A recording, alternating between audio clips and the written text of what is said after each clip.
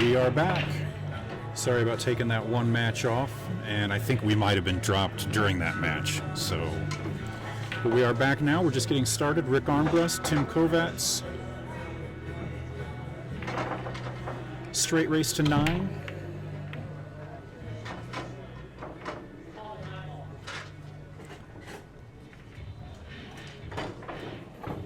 Now they're playing where you have to call the 9. If you call the 9 and don't make it, but make something else, then you continue shooting. So it's kind of a hybrid 9 ball.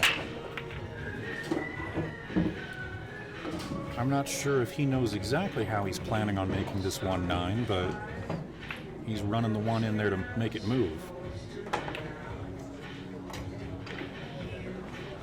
Nope, that's not going to get it done. And he's going to give up a shot to Rick on the 1.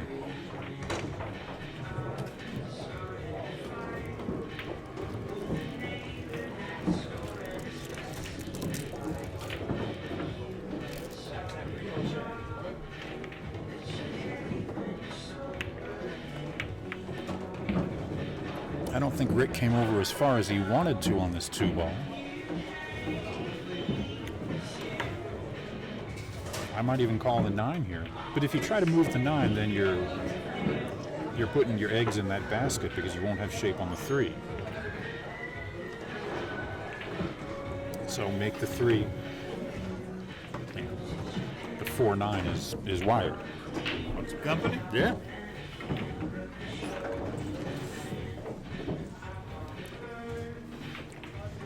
I am joined by the man, the myth, the legend. Yeah, legend in his own mind.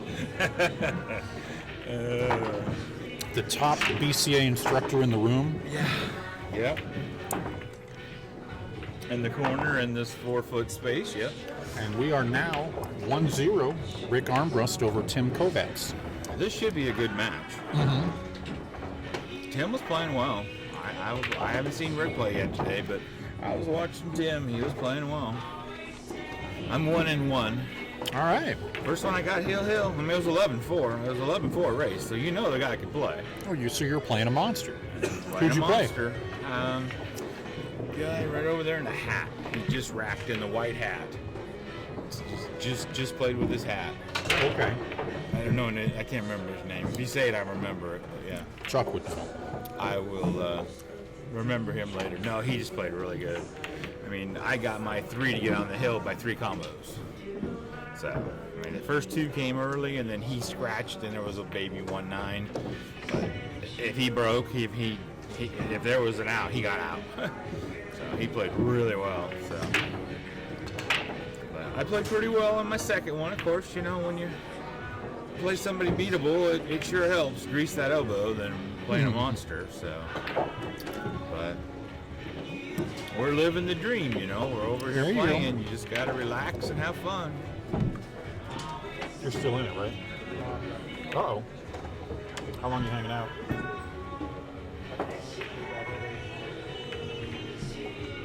You want to jump on the mic real quick? I'll jump Can out. you give me, yeah, totally just fine. Give me a couple minutes? Yep, no big deal.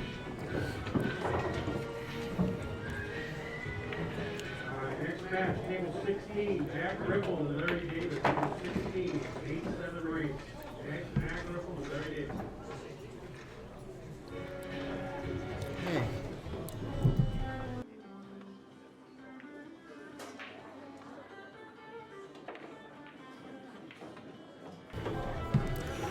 Well, as quickly as I was joined by Carl Stewart, now I am joined by John Barton of JB Cases fame. JB Cases, one of our sponsors. John, you look tired.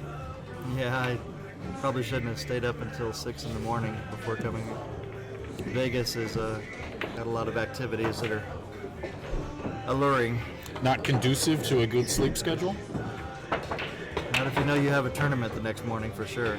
We were up until about 2 watching the challenge match over at Putters. You were up till 6? Yep. You know, in these casinos out here and different places, it's next thing you know, you walk out and the sun's up. I can remember many a night playing pool and having that happen, but not in casinos. So you're moving out here, right? No, we bought a house here so that we would have a place to stay when we come out for the big shows. And in between the shows, we hope to rent it out like Airbnb or something like that. Okay. And where are you located now still? Oklahoma. Oh, okay. Somebody just told me, oh, we've got a pool player from Arizona who's moving to Oklahoma, and the comment really? was made that there's no pool scene there. Is that the case? No, well, I mean, it depends on where, but in the Oklahoma City metro area, that's the furthest thing from the truth. There's a tournament every night. There's I don't know if I would say there's plenty of action, but there's what's his rating? He's an upper level player. I'd say probably 600 range. Oh yeah, for him there's going to be plenty of action. There's about 100 or so 600 level players in Oklahoma City. Or okay. the metro area.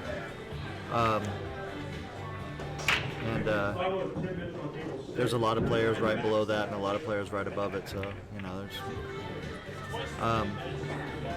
Oklahoma's actually been really good as far as getting a lot of tournaments going. And, there's some dedicated tournament directors there that have really pushed it, and a couple room owners that are really proactive. So it's nice.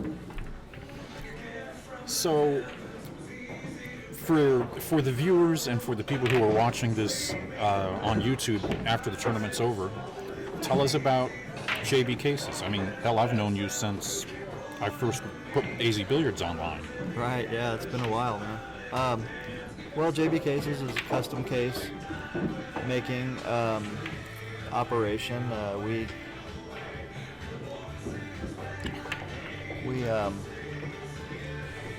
Sorry, I'm a little bit tired. So we've been in business since 2007, and basically it's an outgrowth of InStroke. When I owned InStroke, and then I sold my stake in InStroke in 2003, and I took a 4-year break and then started making cases again, and it's like one of those 20-year startup things. So. And what made you just sold it and got out of the business? What brought you back? Well, I didn't actually get all the way out. I took a little bit of time off. I did some case repair. I had a case repair business. And I went to work for Sterling Gaming. They're a wholesaler, and they also have a retail site called qsite.com. And they sent me to China to do product sourcing and quality control, product development over there. And while I was over there, I just cleaned out my living room in my apartment and bought a sewing machine and started over with the case business. Wow. So along the way, the mandate was to help their manufacturers build better pool cue cases for their mass production as well. So that was kind of the impetus as well, just to have my own little workshop where I could create what I wanted and then present it to these factories. What got you started with cases in the beginning?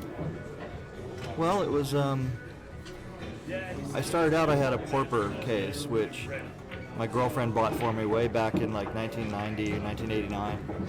And the whole deal with that case was you could put the cue in, turn it upside down, and the cue wouldn't fall out. So I carried that case for years, and then I got a new case, which was a leather case, and I thought it would work the same way. I'm at a pool tournament, and I left my case sitting on a table, open, getting ready to take my cues out. And a guy knocks it off. He squeezes by us and knocks my case off, and the cue shoots out of it. My Sean.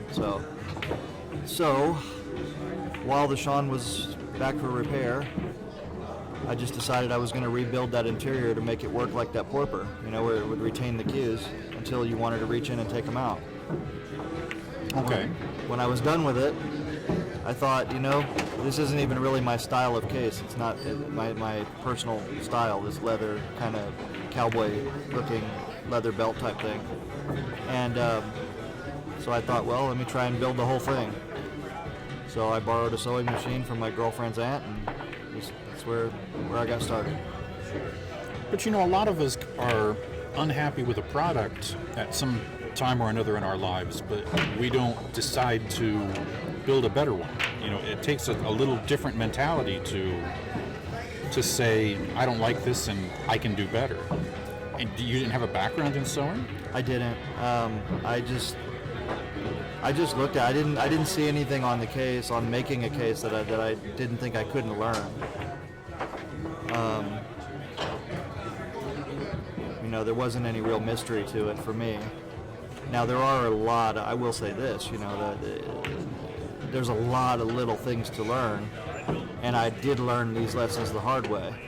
So, and by the hard way, I mean, you know, I had to deal with cases coming apart and things breaking, and you know, things where I thought, as sitting there in my workshop, I thought this is strong enough. You know, this is going to work fine, but once it hits the real world, it's like Mike Tyson says, you know, everybody has a plan until you get hit in the face, right? Yeah.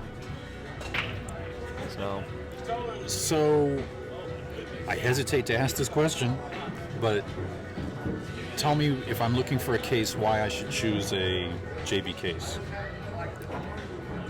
well, I mean, the real answer, the deep answer is that I care as much about your cue, you know, as I would care about my own. I mean, that sounds a little flippant, but that's the whole basis of me doing this. So everything starts with the cue protection, and then we build padding around that. We build plastic tubing around that. Extra, you know, even the fabric that we use is soft and strong. And so once we feel like the cue has been protected, then I start working on the comfort of the case. You know, how nice is it to carry, everything comfortable, easy to use. And then comes the usefulness, the pockets, you know, what size you need, you know, how does it fit your needs. You know, that's where the custom aspect comes in. So basically that's the answer, you know, just we care, and we care enough to try harder. And I know from experience from past seasons, and you, with your sponsorship, putting together custom cases for our top players, you can go to your website and you can pretty much build exactly what you want as a customer. Mm-hmm. How does that work? Well, it's for the rugged case. We have the rugged model is our most popular model, and so we built an online designer tool where with it you've got a very wide range of designing that can be done. So it's not only just the size of the case, but you can do all the colors. You can put the pockets where you want them. Almost every part on the case can be changed for color. You can add embroidery or tooling on any part of the case. It's a little bit of a learning curve with the tool, and it's a continual work in progress. But there's really nothing like it out there. I didn't think there was.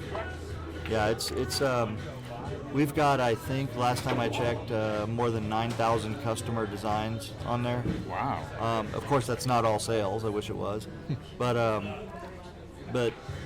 the impetus for that really was a company called Timbuktu. They make messenger bags, and they have an online designer for their messenger bags. But they're basically, their designs are more along the lines of just picking panels, and that's it. But within that, you know, you've got, well, millions or billions of combinations that you can do, you know, because you've got like maybe 10, 15 spots on there where you can change the panels.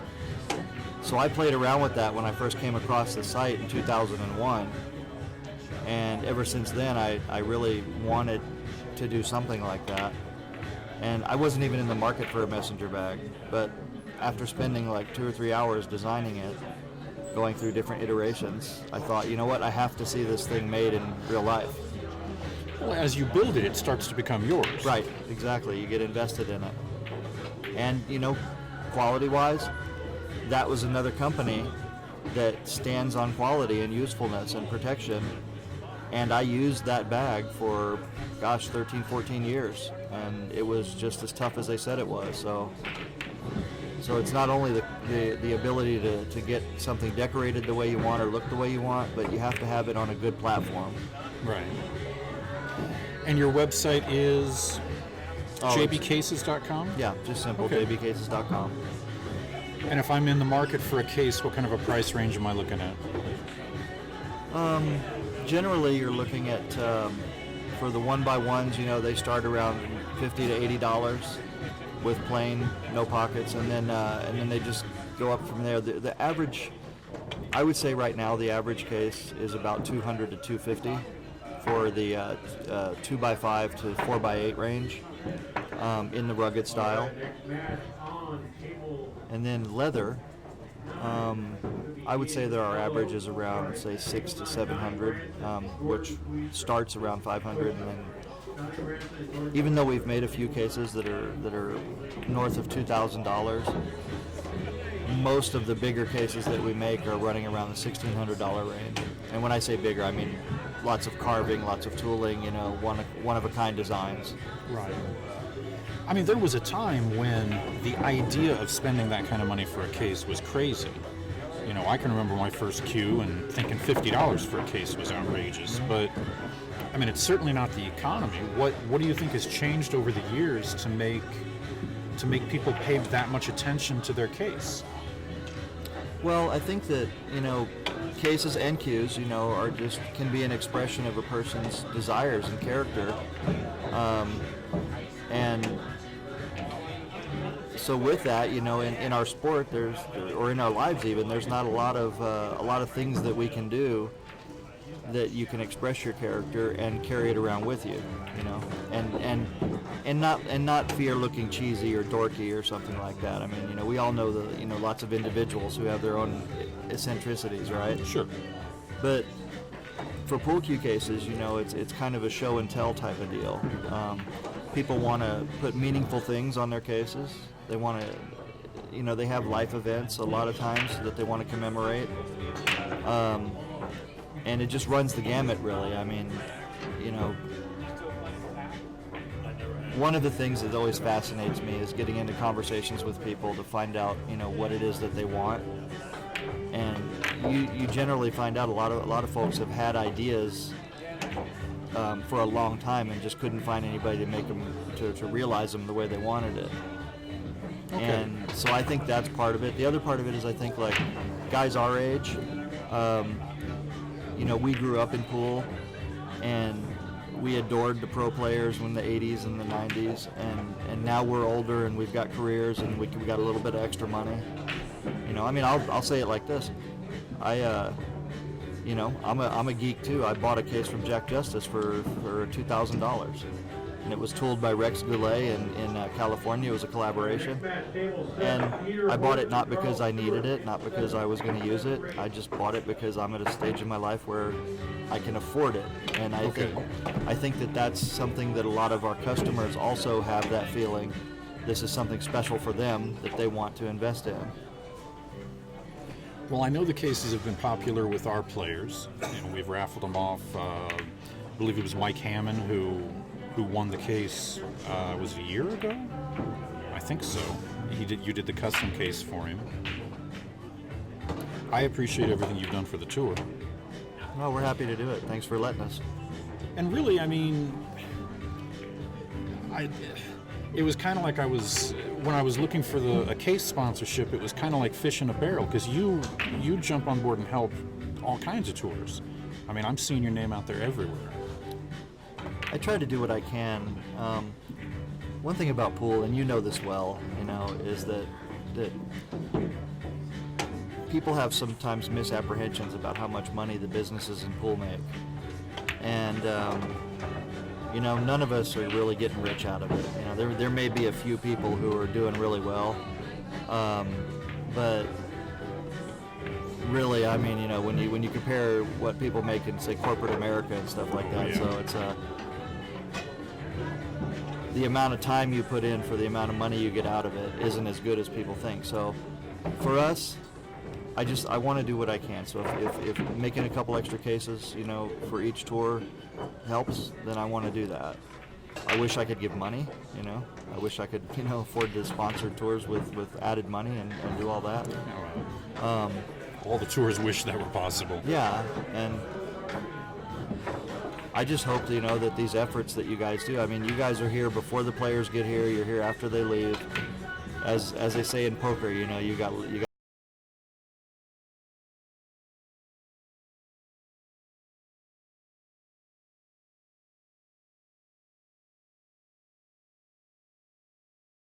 of what you're doing is keeping pool alive, at least for the diehard fans, you know. And I would like to think that on some level it's bringing some players to the game, you know, that are stumbling across these videos on YouTube and different places where they're available for free, and becoming fascinated with it just like we are. I hope.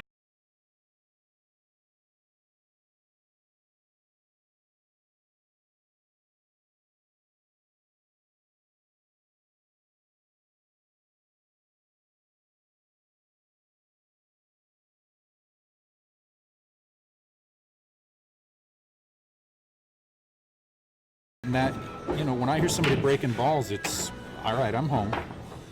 Nah, I hear you. I'm right there with you. And one thing I've noticed in my travels around the world, and you may also echo this, but it's like anywhere you go, no matter what country it is, no matter what their primary game is, as long as it's pool balls or any balls on a billiard or pool table, you're home. Right.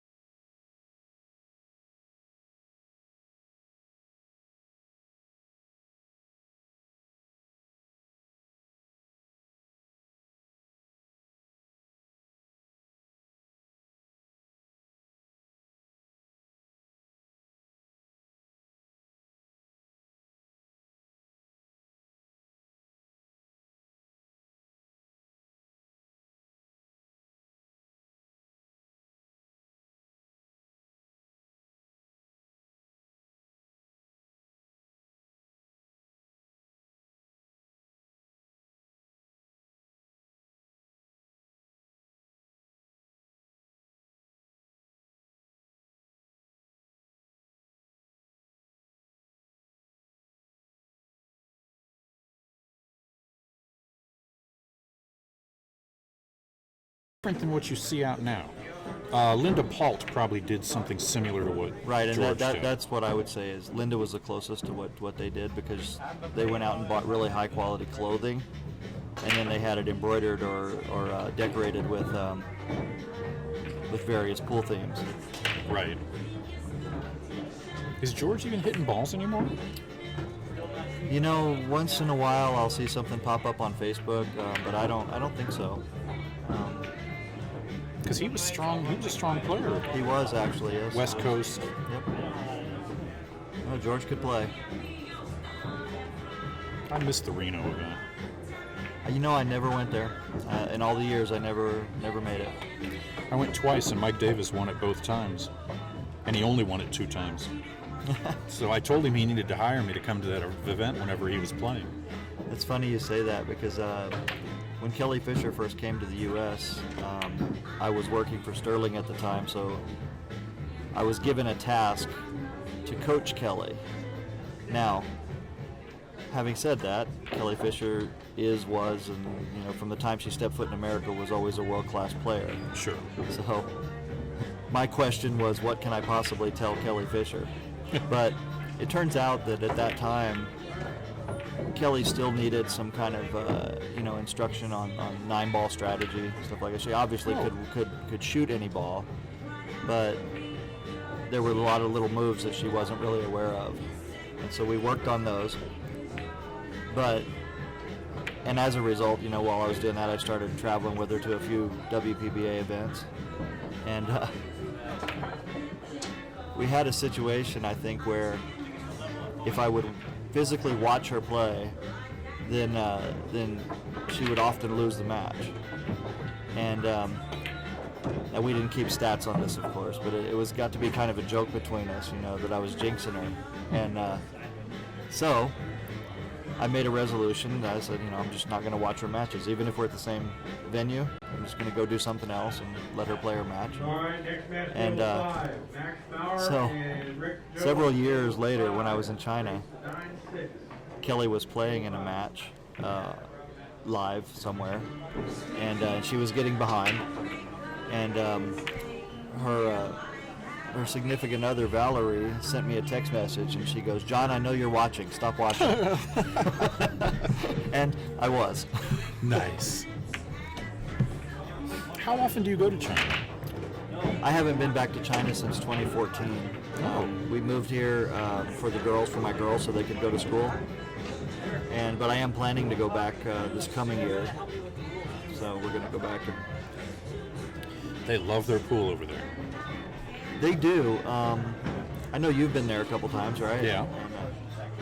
But a lot of people don't know that it's kind of sporadic, so there's a few hotbeds of pool over there. But it's not the same everywhere, So, Okay. So in Xiamen, where I lived, for example, pool was really hot for a while. There was over 100 pool rooms within, say, a 5-mile radius. Wow. And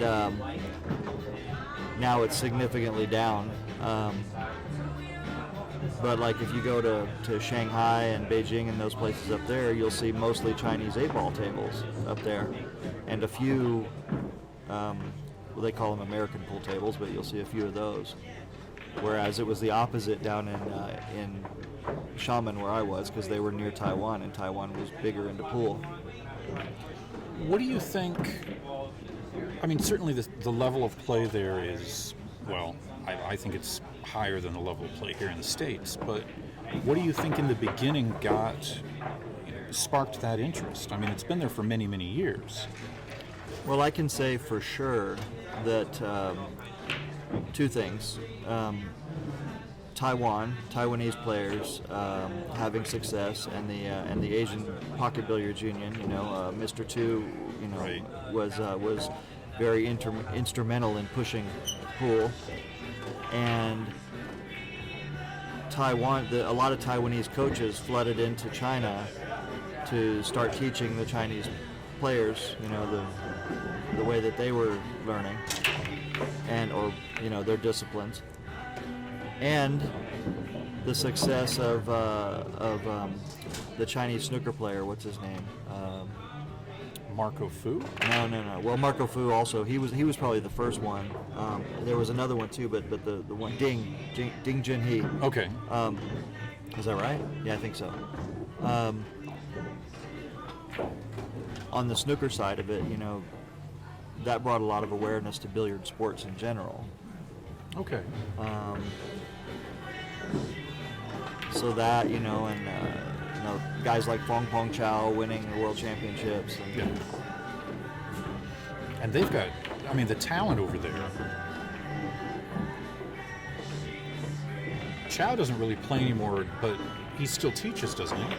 As far as I know, he does coach. Okay. See, the thing over there is that they have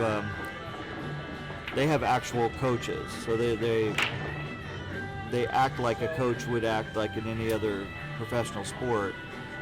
When they take on someone, they have a contract where they get 10% of what that person earns. But for that, they train intensively, they train the player, they travel with them to tournaments. So they're kind of like an agent to a degree. Well, yeah, in a way, but they're not. Some of them will negotiate sponsorships and stuff, but mostly it's just the coaching-player relationship is just a standard 10% of what you earn for the coaching service, so to speak. And so coaches over there will have several players that they work with, and it's way more intensive than instruction. So they also take on students like we have here, for an hour or two at a time, or as long as a student wants to pay for lessons.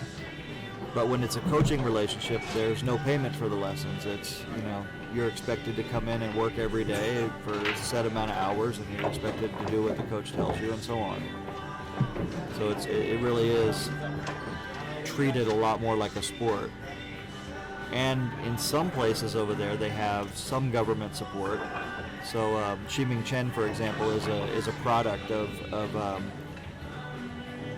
her local sports association earmarking money for billiards, and she's one of the first world-class players to come out of that.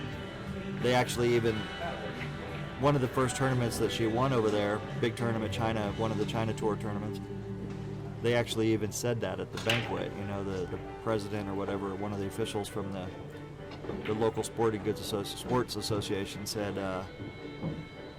well, it looks like our investment in you paid off.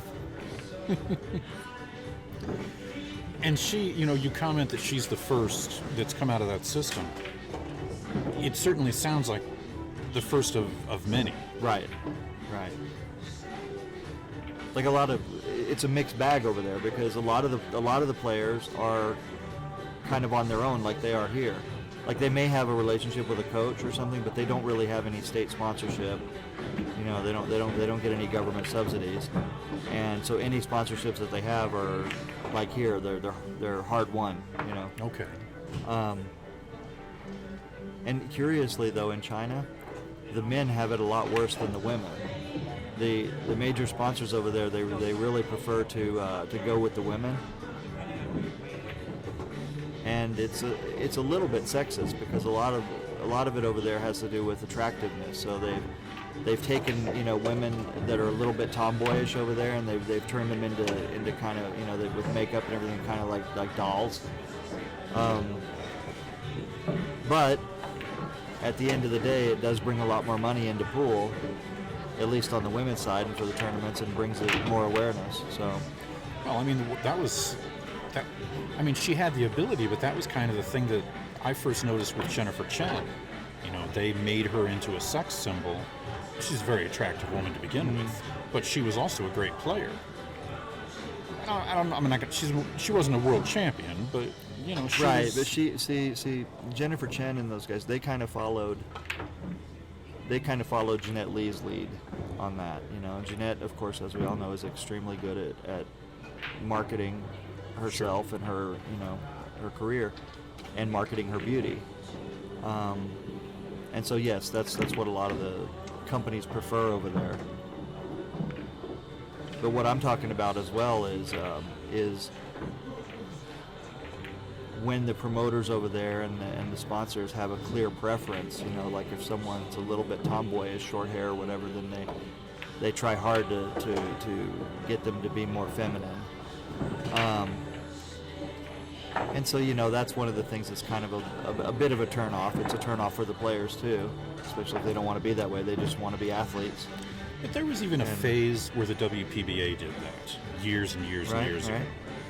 And fortunately, they didn't do it for very long. The players were able to excel based on their ability, but there was a time when they wanted the best WPBA players to be sex symbols, and some of them just weren't. Mm-hmm. Right. And that's not anything negative.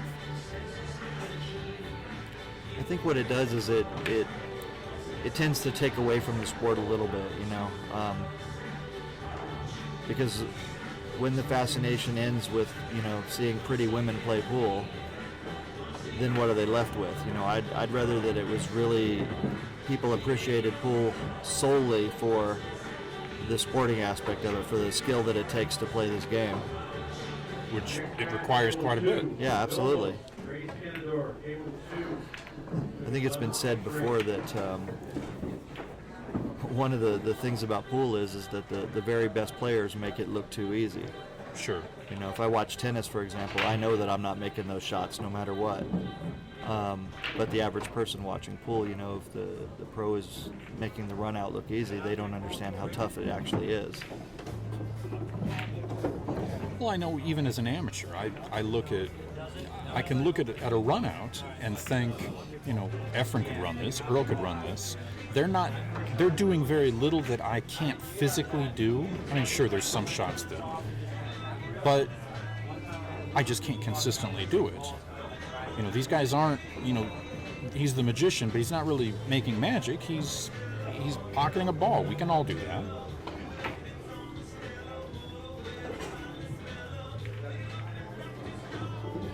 I don't think that's what he had in mind with that shot. Sometimes you just have to take what you get, I mean, you probably could have spun it a little more and missed the collision on that ball, but sometimes it's better to just cinch it and at least still be at the table. Yeah. So how much longer are you in Vegas? I don't know. We're renovating this house, and it's turned out to be a little bit more than we thought it was going to be. So I'm hoping maybe 2 more weeks and then that's it. But Oh, that's not too bad. we'll see. Now you know that shot right there. Can I make pool commentary? Sure, for it? absolutely. So I learned a different way, or I discovered a way to line up combinations. See, he played that combination from way back there on the head rail, and instead of walking down and actually like measuring it out and looking at it, because they're so critical, the combinations. You know, when it looks like it's almost there, you got to make sure that it's 100% there Right. to know where to hit it. And ever since I did that, my percentages on combinations have gone way, way up. So how are you addressing a combination? Okay, so what I do is I treat the first ball, the blocking ball, like a cue ball. And I'll set up on it just like I was going to use it for a cue ball, and I'll find the spot on that ball where I have to hit for sure. Okay. And that's what I focus on, just like if I was going to hit it with center ball. And then that's what I completely focus on, is that spot. When I walk back around to the cue ball, I will take the edge of the cue ball and I will line it up to that spot. And then what I will do is I'll parallel shift to center. And it's not center to edge or a system like that. You know, I'm not trying to get into talking about that. I'm just saying a technique that I discovered that works, and it really works. And all you do is you just kind of roll your cue to center, and it puts you dead in line with the contact point on that on the first ball. And then the combination's lined up because you are treating that ball like a cue ball. Okay. It's really accurate. Because I got sick of it. I got sick of doing exactly what he did, where you have a combination, you kind of sort of know where you need to hit it, but you don't really measure it out, or even if you do, you're still not quite sure. And as a result, you're missing a lot of combinations that you could be making. Well, it sounds like a method, and again, I don't want to get into the conversation, but it sounds like an aiming method that could be used across the board. Oh yes, it can. Yeah. Okay. It's there's nothing weird about it. I mean, it's geometrically, mathematically, I'm sure that it pans out. You know, I'm sure there's somebody on the forum that could diagram it. Oh, Lord, yes, and could argue it all day and night. But that's the thing that fascinates me about pool, is the ability to continue to learn, to continue to discover things, especially with guys our level. There's just mountains of shots that we still don't know. I mean, we watch players do them, but until we get on the table and master them, we don't really know them. And Sorry, I wasn't up as long as late as you were last night, but I'm still beat. oh, well, you drove in too, right? Yeah. So you drove straight in, went to Putters to watch the match? And No, we drove in, checked into our room, we came down here and hung out for a little while. Putters was at 11 last night, and Yeah. they didn't get started till 12. So by the time the match was over, it was almost 2. And it went quicker than we thought it would. That's a really neat concept that they have over there for the listeners. This is a bar in Vegas where they have 4 diamond tables, and they have these Friday night challenges. And these challenges are booked, months in advance, I think, right? I mean, they're pretty full up for a while. As far as I know. And they play on 2 of the 4 tables. And I think the minimum bet has to be like $200 or $100. I don't even know if there is an actual minimum bet, but I think 200 is pretty much the standard. But they can play for more. I've seen matches put up for 1,000 or 2,000. Yeah, we have something real similar back home.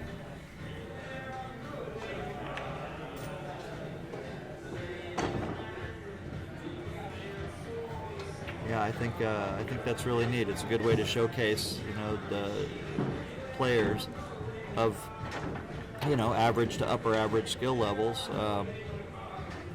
battling it out. It's a. And it was a really nice room. Yeah, I mean, it is. it's not Griffs, it's not freezers. I mean, those are, two of the nicer rooms in the west side, the West Coast. But it was clean. Katie took good care of people. No, it's a great bar with all the,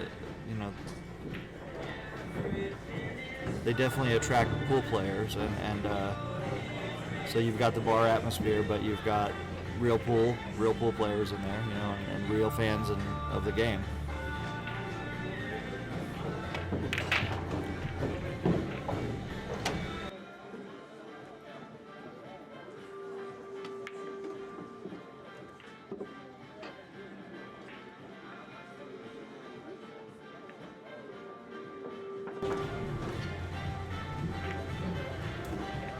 Looks like Rick's gonna. Okay. I thought he was gonna run into that side pocket. Are you a proponent of Fargo? Very much so, yeah.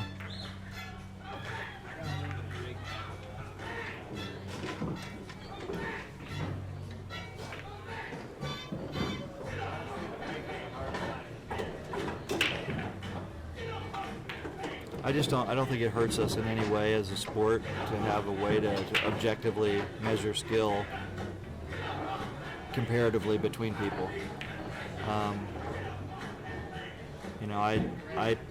I do personally like the idea of being able to go anywhere in the country and match up if I want to, or even play tournaments or whatever, and I don't have to argue with anybody about what my skill level is or what their skill level is. Right. And we've had a number of systems, but we never had an overall system. There was the APA rating system. Alan Hawkins did a rating system for a time. I think, doesn't TAP have a rating system? Yeah, TAP. They all do to a degree, but they're insular. And proprietary to those leagues. So it leads then to the situation where people are like, well, what are you in APA? Well, what are you in VNEA? What are you in TAP?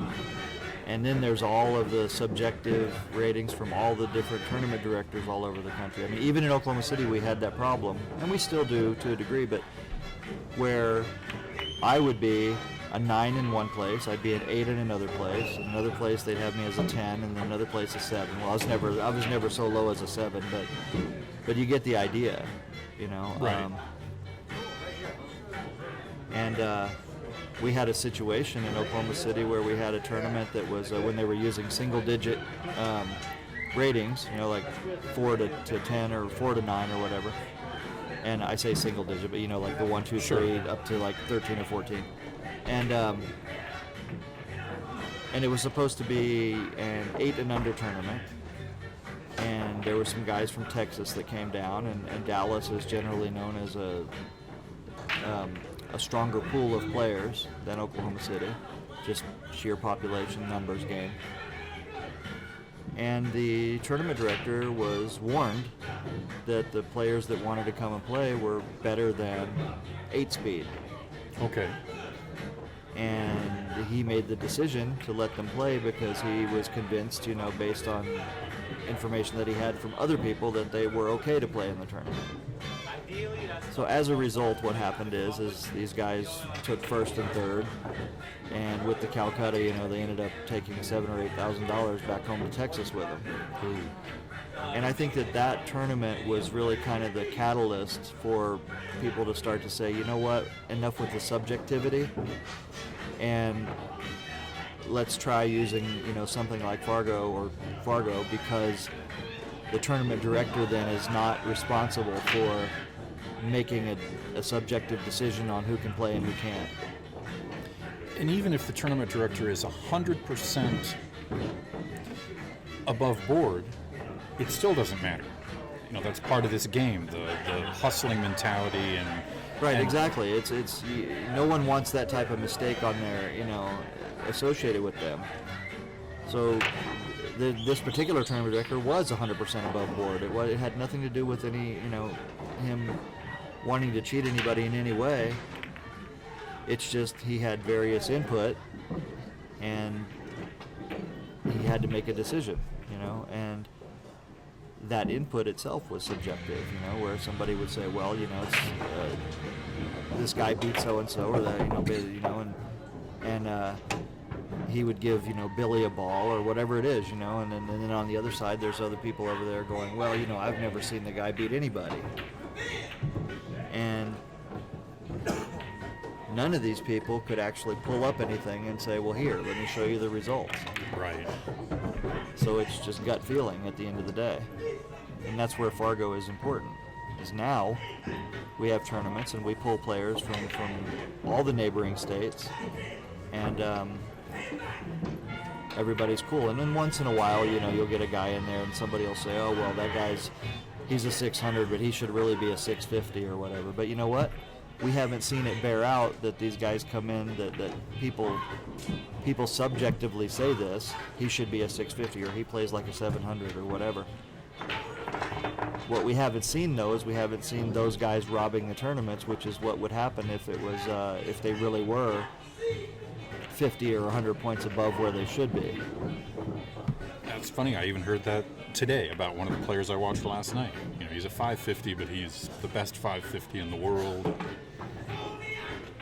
Well, one thing about Fargo, and Mike Page has pointed this out a lot, is that Fargo is a snapshot of where you were, not where you are.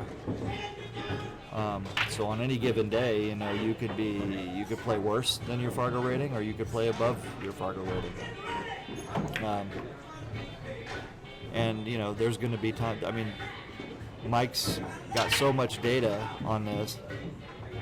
He's shown people, well, over this span of games of this particular tournament, there was one guy, it was racist to 3.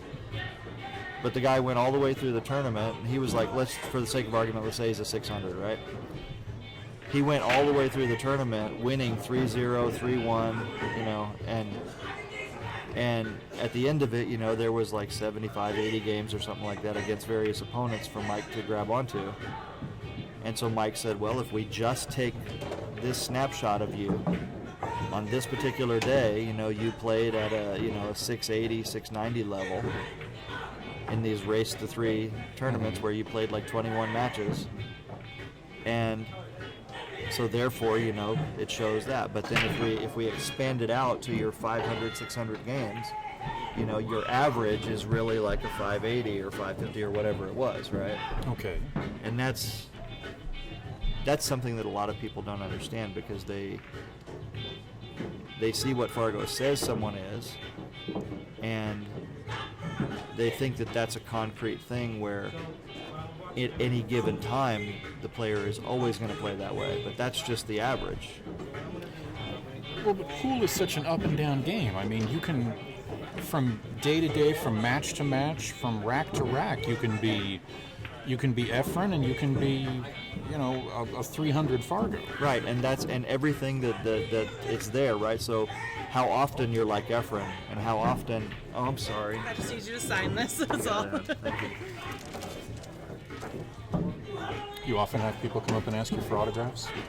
Especially when they want money from me.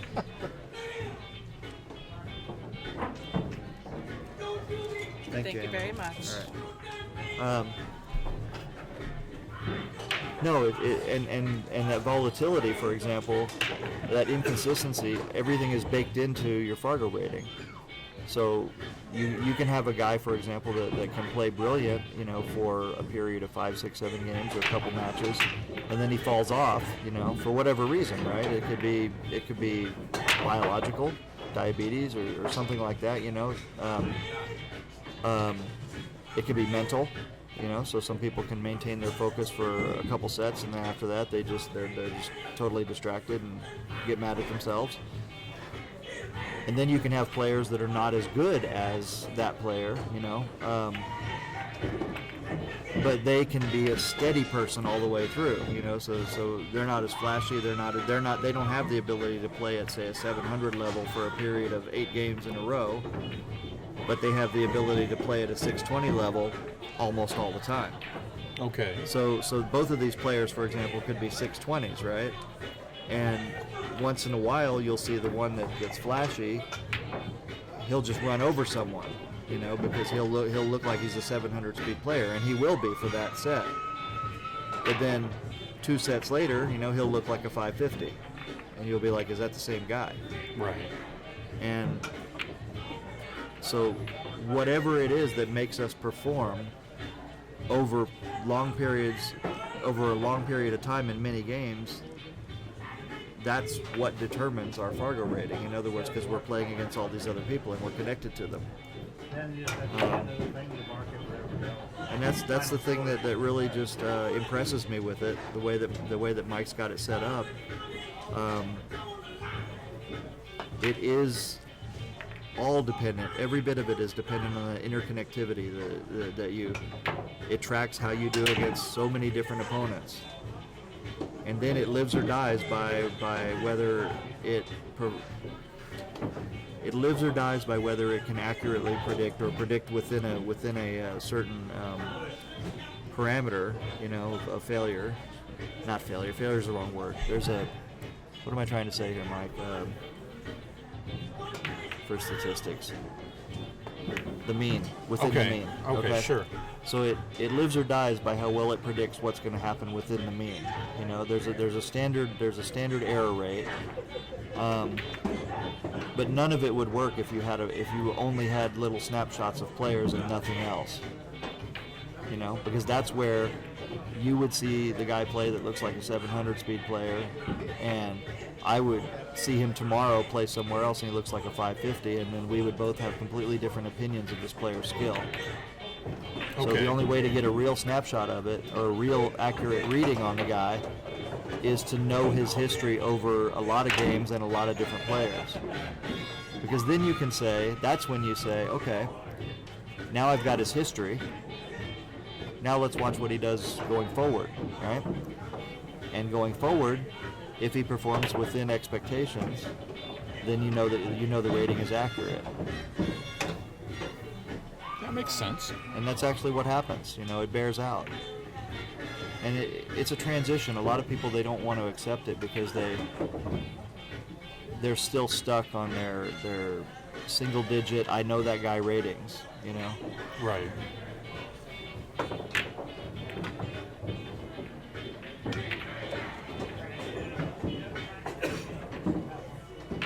And then we have the romantic part of it too, where, and I say romantic in terms of, gunslinger attitudes, like lone wolf. I guess I can't really say that these days because of the whole mass shooting stuff, but like the idea that a person is totally responsible for what they do. So when they walk into a pool room, they're looking around, like, who can I match up with? Who can I, who here is better than me? Which is a common thing with pool players. Right, and it's that gunslinger attitude, and so with that in mind, a lot of people don't want to be outed. They don't want to have a national database of how good they are. It's like, I think, didn't you have a thing one time where a guy put a hood over his face or something because he didn't want to be recognized, and there was a picture published? That's happened. So there's players that lament the fact that they can't run around and steal by being unknown. But the game's never going to go anywhere with that mentality. I agree with that. I totally agree. But it is that romantic, like action, and even people who say they're not hustlers, they don't necessarily want to be in an even game, where it's a coin flip, where they have to bear down every shot. They want to be in games where they have the edge, especially when they're playing for money. Even if they're not professional hustlers, so to speak. These are guys that have day jobs and they're just fanatics about pool, but they like action. But they're not going out there and trying to get into even games all the time either. They're trying to get in games where they think they have the edge. Right. So they don't like any kind of rating that people can look them up somehow. And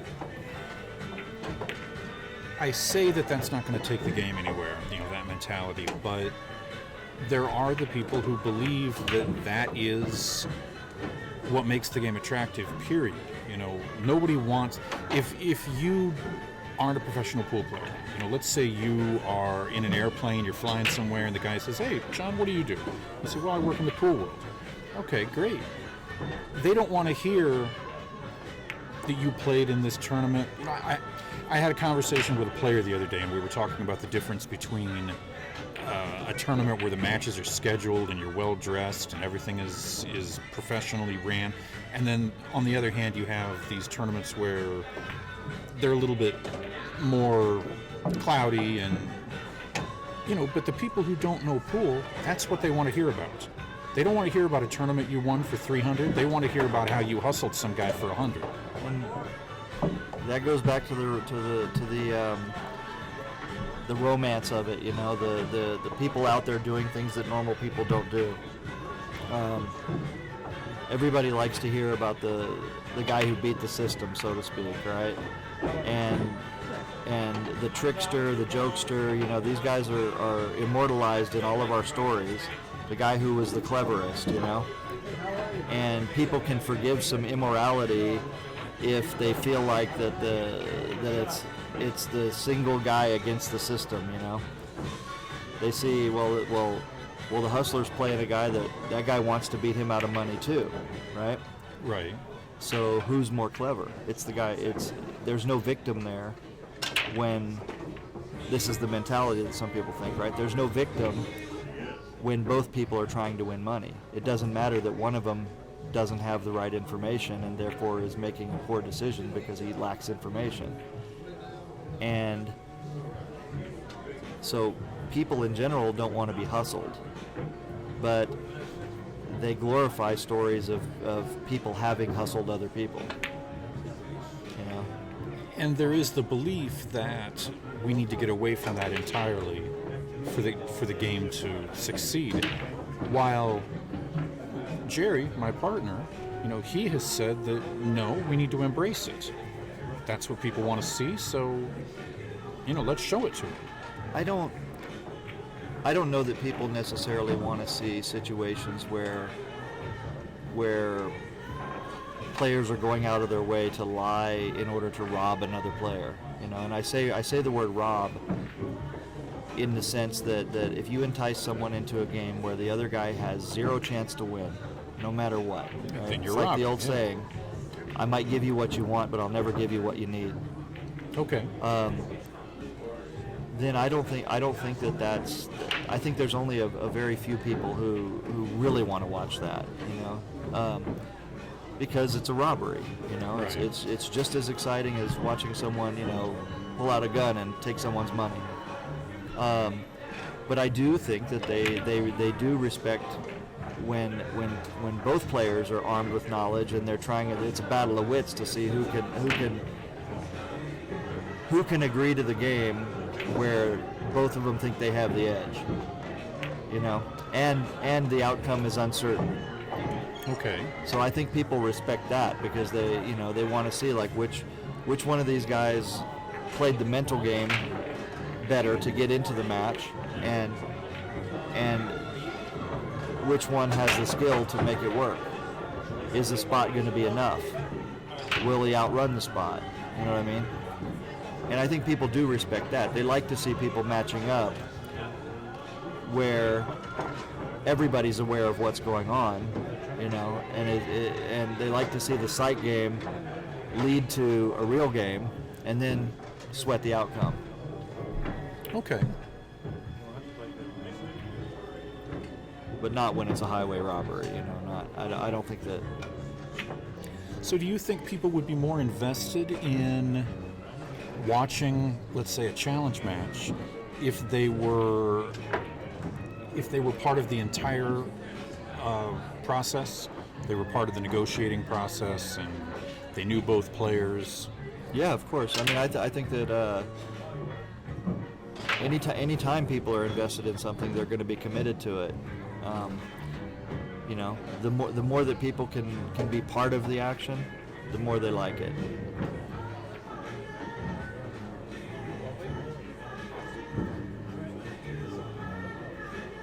I mean, it's, pool is one of the beautiful things about this sport, and I say sport is, and when I say sport, I mean like all the billiard games out there.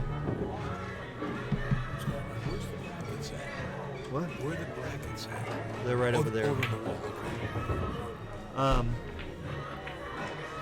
You know, one of the things about the sport that I think we all find so fascinating is that it encompasses all of the competitive venues, from the hustler in the bar, you know, the trickster, the jokester, the gunslinger, the gunslingers that draw at high noon, you know, people who match up, the gamblers, and upper echelon tournaments, you know, and even, you know, amateur tours like this, you know, where people get to showcase what they can do. There's literally something for everybody. And I didn't mention leagues, but I mean, leagues are another aspect Sure. of it, where there's a lot of people in this country, a lot for the billiard industry, but there's a lot of people in the country who pool is their hobby, that they get to go out and escape from the world for once or twice a week playing on leagues, and Sure. that's as far as they want to go. They're not interested in trying to become professionals or even trying to get 2 skill levels better than they already are. But what they do enjoy is they enjoy going out on Tuesday and going out on Thursday and spending a couple hours hitting balls and shooting the breeze with their friends, and that's great. That actually is part of what has kept pool alive as well as the leagues. But this is such a beautiful sport where there's something for everybody there, you know, at every level. If you don't, I see guys now that are getting into one pocket, you know, that swore several years ago that they would never play one pocket. Oh, it's so boring. It's an old man's game and all this. And now they've reached the point in their pool game, you know, where they're looking for something to challenge them more than what they've been challenged. I have a hard enough time with 6 pockets. Would you consider one pocket your best game? No. Because I know you've gambled pretty high at one pocket. As regular viewers have noticed, and if anybody's keeping score, I'm approximately $17,000 loser at one pocket right now. So no, I wouldn't say it's my best game. Over how long a period of time? Unfortunately, that was over the last 4 years. It mainly came from like 2 big matches, which were just ego-driven, you know, grudge matches.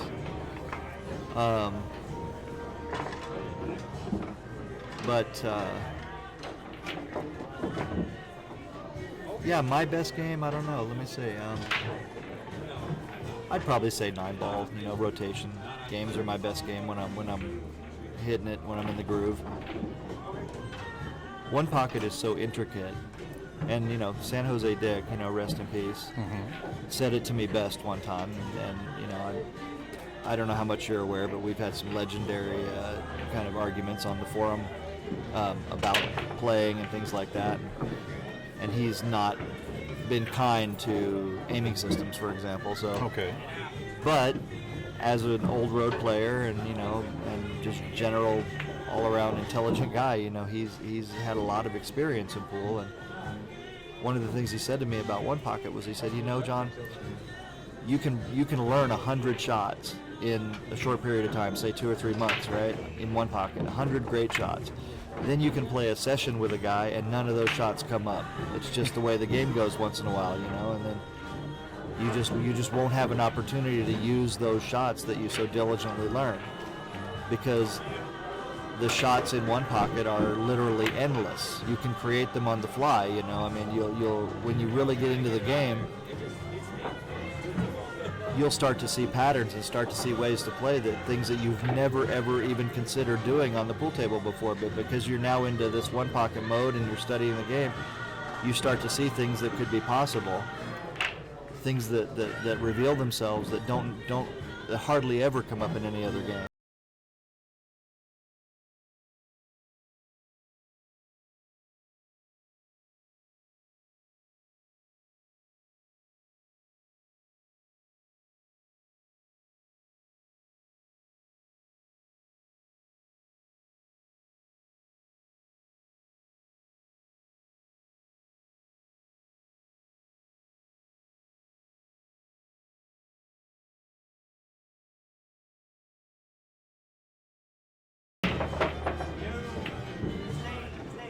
But there are a lot of people who play it. We have a handicap system with a monthly tournament that takes place out there.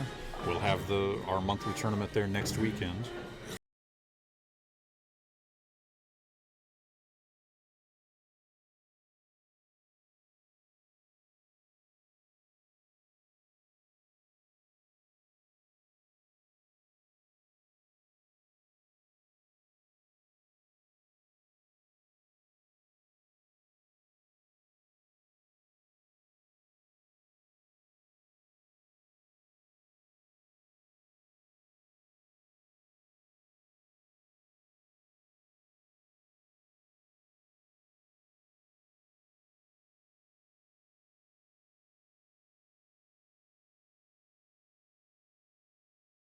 They had, I think, no, it's not Accustats. It was Accustats, but it was Derby City, One Pocket. Oh, okay. So somebody over there, some television station, had purchased the right or the ability to broadcast these matches, and then, so it was recorded, but it was still, they were showing the whole tournament from start to finish. Every match that was on Accustats. that was on Accustats was shown, and I just thought that was really cool. I mean. Pat might not have agreed with you, but hopefully he was getting a part of that. No, it was a license deal. It wasn't. Oh, okay, good. It wasn't one of Good. those deals where somebody was stealing it. It was literally, Okay. they had one of the television channels over there had licensed the Derby City to be able to show it.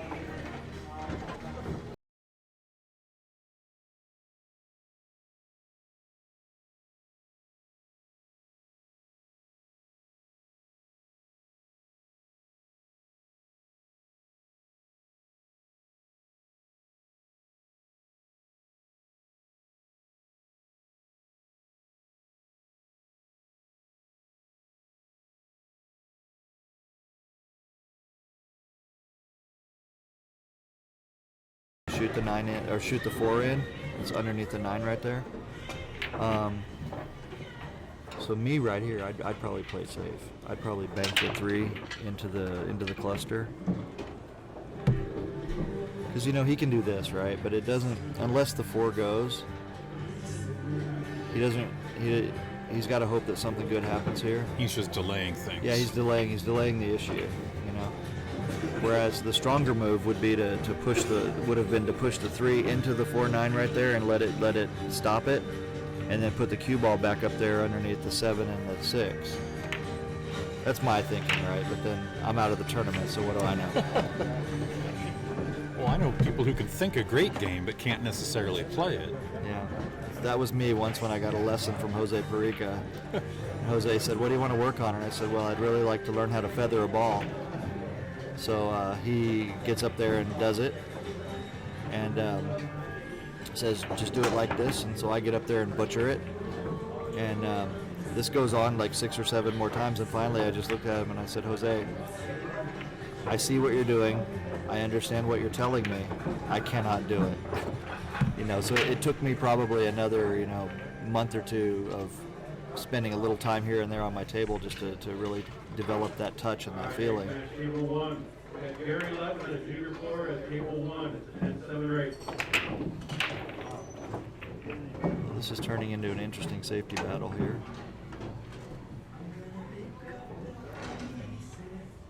Yeah, but like you say, it goes beyond the 3 ball. Just making the 3 isn't going to help somebody here.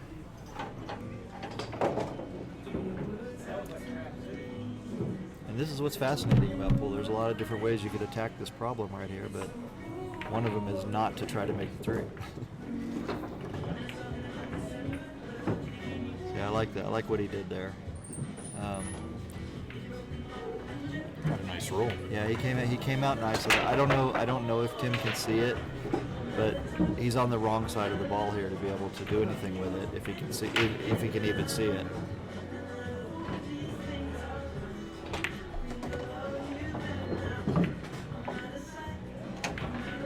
And that's the problem, with playing relatively weak safeties, is when you leave people big balls that they can hit and get to it, then a lot of good things can happen for the shooting player. Right. You have to get to another level in this game. You have to raise your safety game to the point where you're cutting off as many avenues as possible.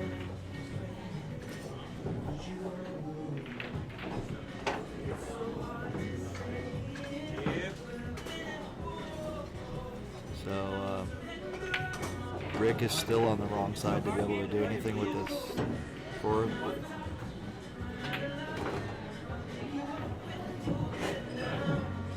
I don't know. See, I can't tell if the 4 actually goes. If it slides down there, then he could maybe go with a lot of inside, coming back and forth across.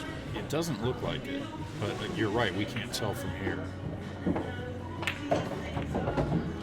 Oh wow, he loaded that up. So it must go, since it must have been able to go since he was trying to get up underneath it. I can't imagine that he was trying to break it out right there. I mean, that would have been That would have been a little bit too much to ask for, I think. Okay. But he was able to get a lot of juice on it right there, so. You can't see it from either camera. All right, there we go. I don't know if I think we can see it from Tim's hesitation here that it doesn't go. So he's going to play safe. I don't think he got very safe. Well, Again, it's hard to see. We need a camera right in the middle of the light. see now this is a situation. See this whole little situation with the 4 and the 9 here. Going back to what I said about fascination with pool. These are the kind of things that I personally will set up on my table, and I call them problems. So I'll set up a little problem like that, and then I'll try to solve it. And by solve it, I mean I want to know exactly what's going to happen, like what is possible, what's not possible, what touch is required, and how many different ways can I solve it.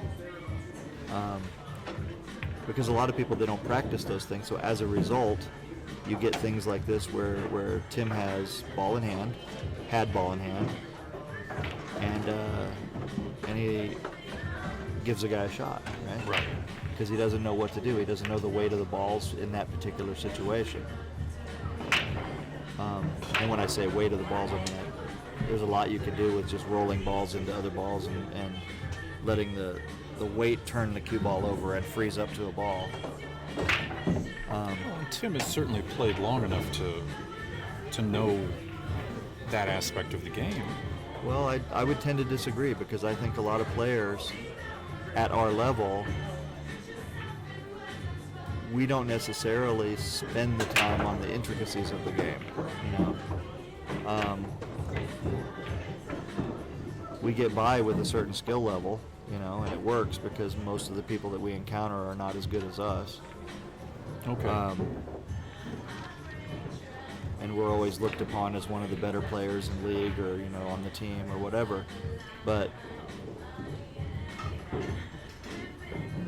when it comes down to like next level touch, like I talked about with Jose Perica and stuff like that, those are the things that people don't realize that they need to get down and practice that just as much as they would set up a shot to shoot it in the pocket.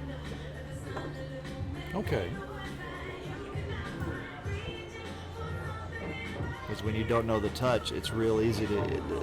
The difference between a successful shot and a mistake when you have those little touchy situations is literally, you know, a fraction of a second or a fraction of a millimeter mishit. So it's even more compounded when you are unsure about what you're supposed to be doing.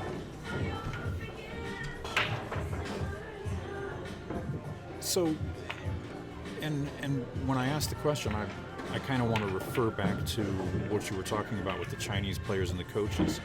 Do you believe that no matter the level of a player, they always have something they can learn from a coach? Yes.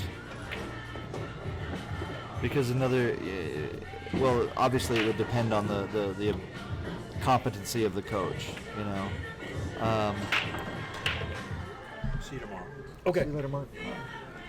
The thing. Okay, so let's just assume that we're talking about a competent coach. Sure.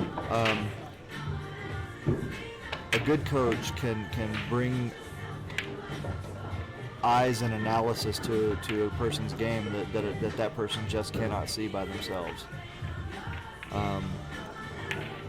A good coach has situations and stories and problems that he can challenge players with, that he can use as examples to motivate people and get them to understand why they should be learning something as opposed to something else.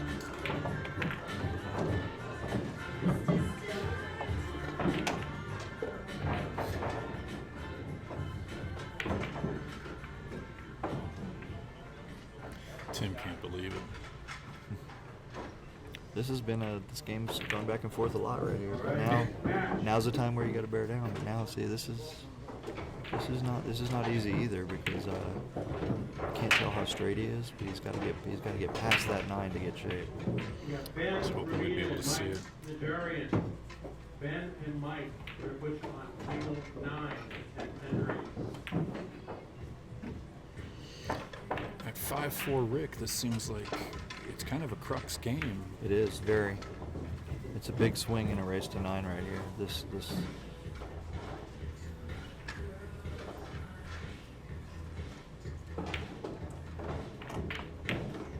Okay. All right, next match. He shot that nice and pure. Yeah.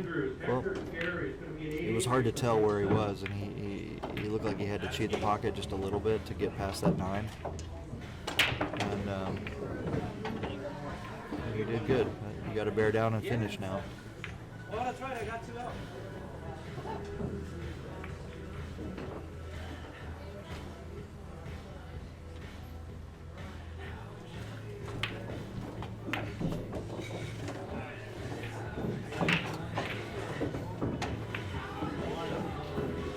See, now, on a shot like that, it appeared to me that he was a little bit hesitant.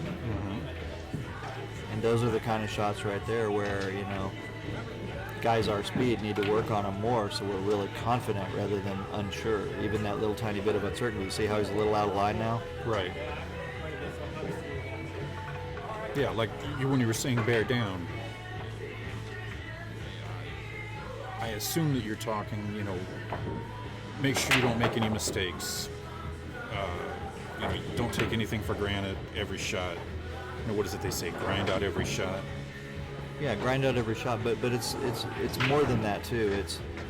It's taking the time to look at every available pathway, for example.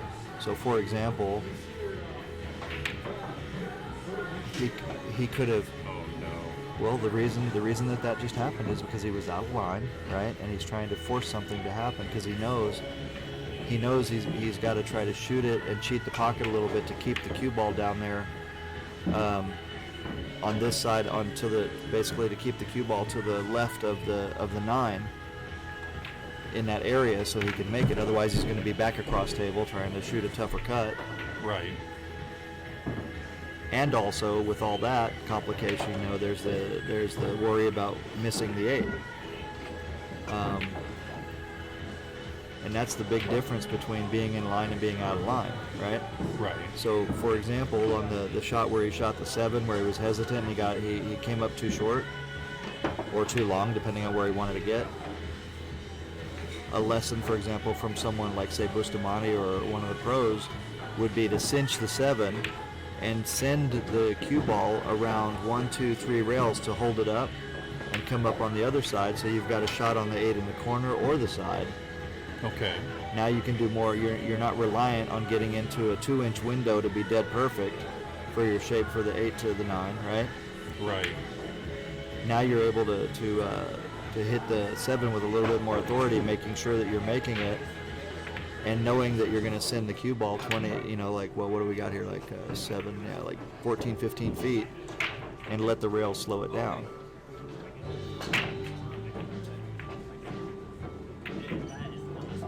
And I just want to remind everybody listening that I've never missed a ball from the booth. So. Well, but you've watched a ton of pool. Oh yeah. I mean, you've been part of the industry longer than I have, and I've been a part of it for quite some time. What first got you into pool? It was, I want to say like the Boys and Girls Club or the community center. The earliest I can remember playing was around 11 or 12, and I was just in the community center, and we had 1 or 2 pool tables in there, and I started playing, and I found that I was a decent shot maker. I didn't know anything about English or spin or anything like that, but you know, I was good enough to win the tournament that they had there. And then my mom, it turns out, could play a little bit. I didn't know that. Oh, wow. Of course, I couldn't go in bars, so I didn't know, but once or twice we found ourselves in a bar that would allow me to go in with her, and then, you know, we played pool, and turned out she could play a little, so she showed me a little bit, and yeah, I was just kind of hooked from there. And Oops.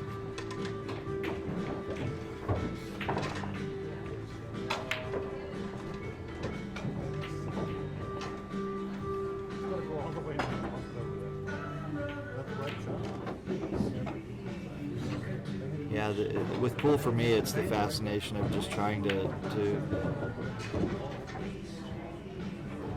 control the universe inside of a rectangle.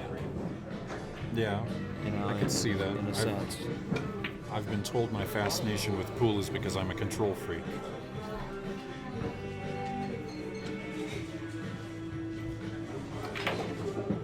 Well, when you consider all the things in life that are there that we don't really have a lot of control over. You know, this is one place where you can walk into any bar, any place that's got a pool table, and it's your world. Everything that happens on that table is, you know, that when you're shooting is under your control Right. or not, depending on your skill level, right? Right, and once your opponent leaves the table, there's nothing they can do. Right, and that's why I think a lot of us love it. You know, we love to be able to just not have to put on any special clothes, you know, or have a gym membership, or you know, we don't have to invest in expensive equipment. You know, there's no special climbing gear or anything like that that to keep you alive costs you thousands of dollars. Right. We can literally walk into a place with no pool cue, and there's going to be a pool cue there. It may or may not be decent, but everything you need to play is contained inside the place that has a pool table. So that's always been the fascination for me, because I moved around a lot when I was a kid. So wherever I went, like you said earlier in the broadcast, wherever I went, the pool table was home. Right. You know? Right. You can walk into any pool room in the country, and when you're among pool players, you share that, and then you can speak pool, you can talk pool.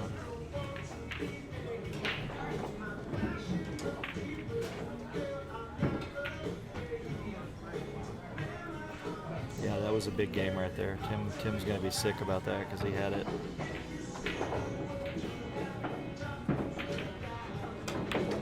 Oh, Rick got to 7. Did I miss a game? No, I don't think so. I think it's 7-4. All right, next match, table 16 is Brian Bach and Wayne Is that Gilroy. right? 6-4 was it 5? That was 5-4. 9-9 race. Did we miss a game? I don't know. Table 16. Well, I don't want a motion to find out. We'll know in a little bit if we're wrong. Yeah, I don't worry.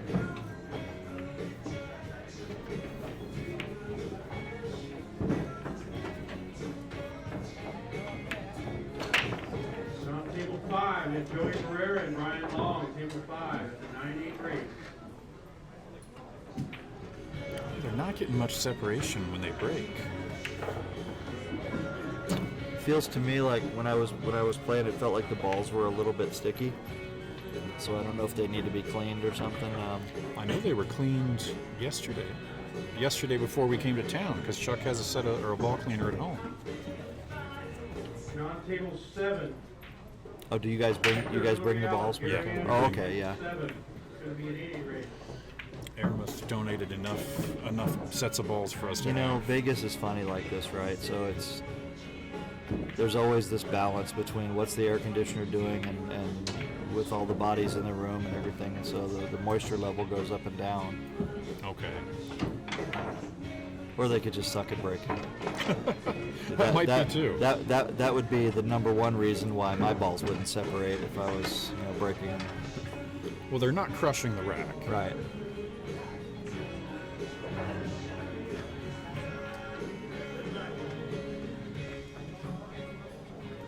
You know, you have a rule here, the call 9 rule, and it kind of bugs me a little bit. This is the first time I've ever played in this tournament, but I mean, the thing that bothers me is this, right? People can call the 9 on two-way shots. They can shoot Just their in ball case, in. Just yeah. and I don't like that, because if you're trying to eliminate the luck, right, then they shouldn't have the option for two-way shots. For example, if I don't make my ball but I make the 9 should spot, I should keep shooting, Right. you know. But he has a rule where it's the option for the incoming player to give me the shot back or not, and I don't think that's right if you're going to allow two-way shots. It's kind of a hybrid between 9 ball and 10 ball. Yeah.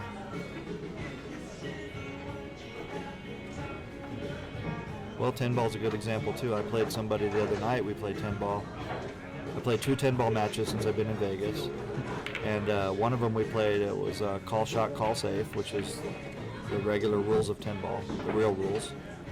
And the other one was just call shot, no call safe. So if you miss the shot and you hook a guy, then there's no the incoming player can't say, doesn't have the option. So you basically get rewarded for being lucky. And it leads again to the two-way shots, where you can call a ball and have a safety, built in, and then. And I think because of those 10-ball rules is why most of the pros want to play it. They'd much rather play 10-ball than 9-ball. Sure. The break's tougher, but Well, I mean, if you're talking about eliminating luck, then you want to see the players shoot things that they intended to do.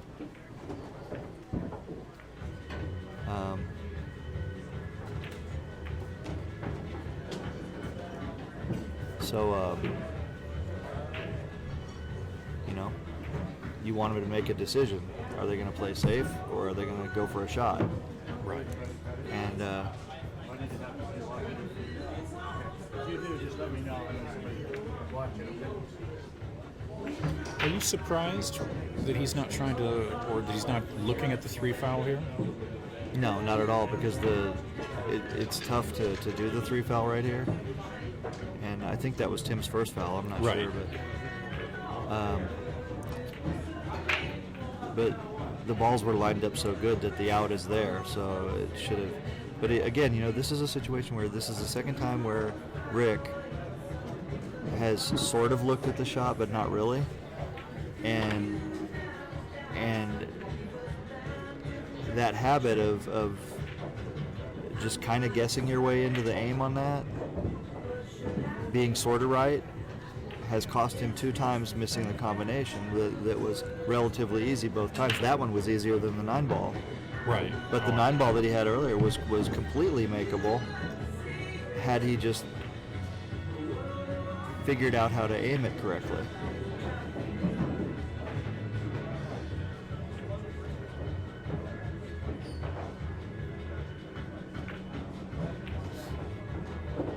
See, Tim's a little punchy right there. Yeah. You notice him kind of jabbing a little bit. That's another part where I don't. And let me preface this with this. I have 2 pool tables in my shop. Basically half my floor space is dedicated to a training center of sorts. So I've got all the videos, I got all kinds of training devices and everything. But more than anything, I want to see what players are doing when they come to practice. When they come over to me, and I want to see what their habits are. And you'll very rarely will you see a player setting up like jacked up shots like that, where they learn how to stroke from a jacked up position. I could see that.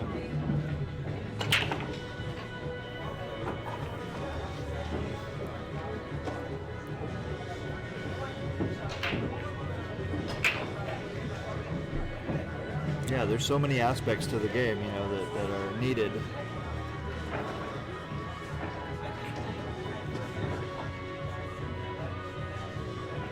And that's what I tell people all the time. When you go to the pool room, you go to practice things you don't know. You can throw out 9 balls and you can run them out, but All right, next match, table 6. if you're not learning something that day, like truly learning a new skill or something, another aspect of the game, then you're not really getting better. You're only telling yourself, well, today I was on, so I was making balls. Yesterday I wasn't. But you don't really know why, and you haven't added another weapon to your arsenal.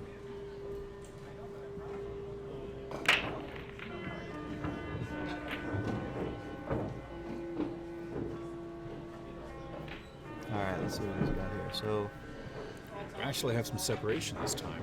we do. Oh, he didn't make a ball, did he? No, he No. made a ball. Did he? Yeah. No. No.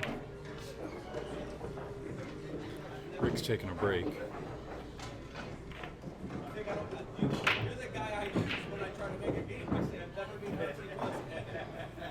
Is your wife part of pool? I mean, I know she's part of your business, but is she part of pool? No.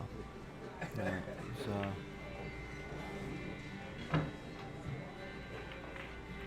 She doesn't dislike pool. It's just not it's not something she grew up with.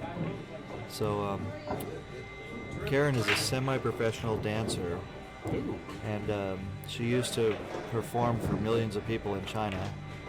So that's easy to say because any program gets millions of viewers. But you know, she was regularly doing gigs on television and stuff like that as part of a dance troupe. And so over here, you know, she's found a company that she really likes to dance with and work with, and so that's her passion. Okay.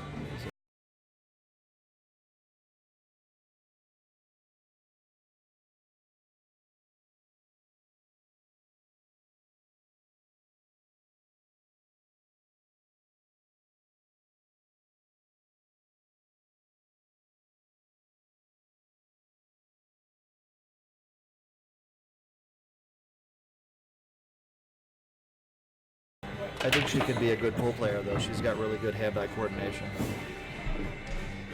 She just doesn't show any interest when you're.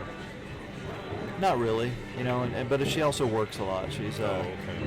you know, honestly, to be honest with you, you know, and that saying that, you know, behind every great man is a great woman.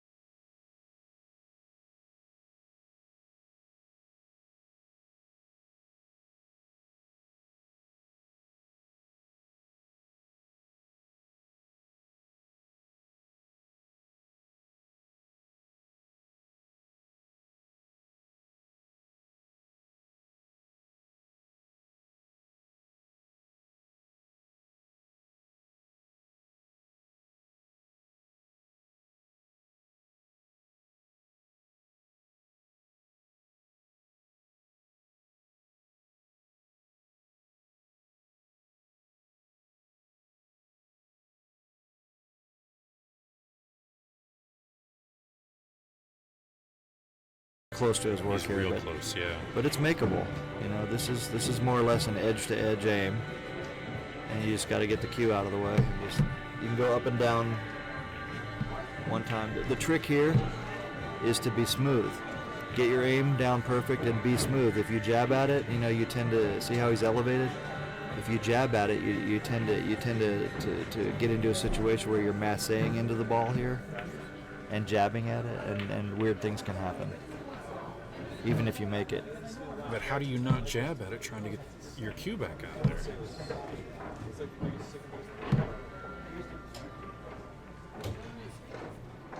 You have to develop the stroke. That's what I was talking about earlier, about, you know, setting those things up, and you'll find out that you can develop a really good stroke right there. But if you don't practice it, then you almost always jab at it because you don't know what to do. Right. Like right there, what he tried to do was he tried to spin it in with right spin and come all the way around the 9 and back up through between the 9 and 7, right? That was a lot to ask for. Sure. For that. Even if you make it, you're trying to get through all that traffic.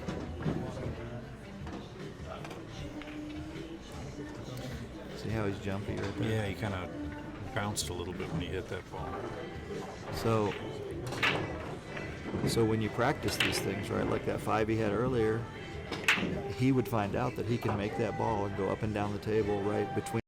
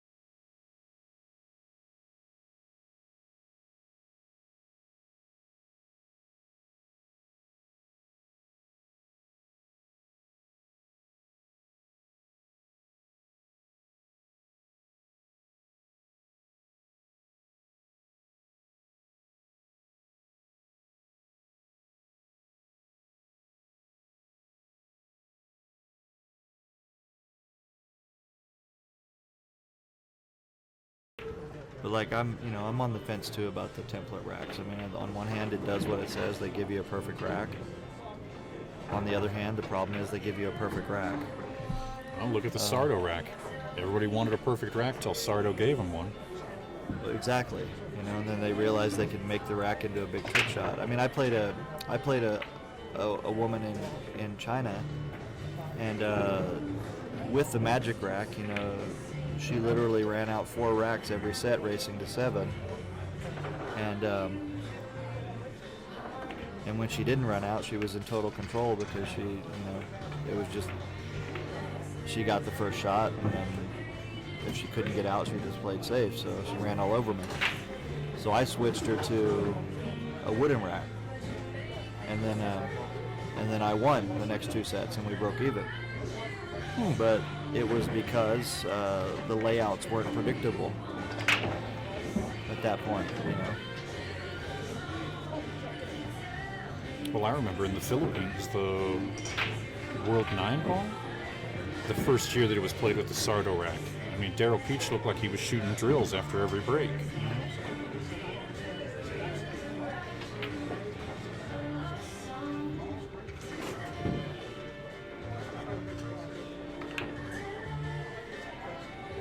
Yeah, that's what's one of the vexing problems in pool is how do you get a perfect rack that that you don't end up with the unintended consequence of turning it into a big trick shot and making it the same layout every time. Well, I remember with the Sardo, you could make little pencil marks on the cloth that told you that you were exactly lined up on it. And they wanted people to set up 3 different sets of pencil marks. Oh, wow. So it was just a little bit off, and you couldn't guess what your opponent was getting. I never heard of that. Yeah. Justin from TAR had a comment at one point on a forum somewhere. He said his idea was, just take the balls and put them in a bucket and dump them out on the table, and then let the players shoot from there. So just eliminate the break altogether. You think the break is too big a part of the game? Too important? Well, I mean, I think it's very important if you're the guy that's breaking good and and you're doing something to make the outcome more predictable. I mean, Joe Tucker came out with the book Racking Secrets that had a lot of that information, and a lot of the road players were not happy when that came out. And the fact of it is that most of us don't study. Even I have the book, and I can't tell you anything from it anymore, right? About what happens where. But there are a lot of people who do study that, and there are a lot of people who knew that information, or a lot of that information, long before the book came out. So you have to ask yourself, how many times I have to ask myself, how many times in my life was I playing people for, $100, 50, 100,000, even whatever, and I'm playing a guy who knows what he's doing with the rack, whether he's racking for me and knows how to manipulate it so I don't get a good layout, right? Or whether he can read my rack, even if I'm not intentionally giving him a bad rack, but he can read it in such a way that he has a higher level of information as to what's going to happen, and so he, breaks better than me on that. So you can see how important the break is right there to be in control. Right. Now, statistically, going back to Fargo and all that, I mean, there's and AccuStats has done this as well. They run these stats about. It's a myth that the breaker, has the advantage. Right. I think if I remember right, when AccuStats did it, that they literally came out with like 2 percentage points difference of that the breaker had an advantage in racks 1. I could see that. I know there was an advantage to the player. Well, at one time he was saying that the player who racked had the advantage based on going back over videos.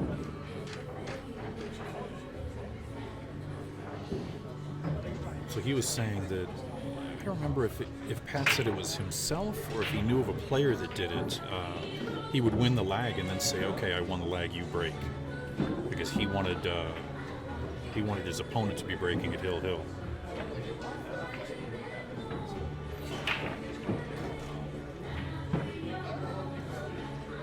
Well, if you're playing 9-ball, if I'm playing 9-ball, I never want my opponent breaking at hill.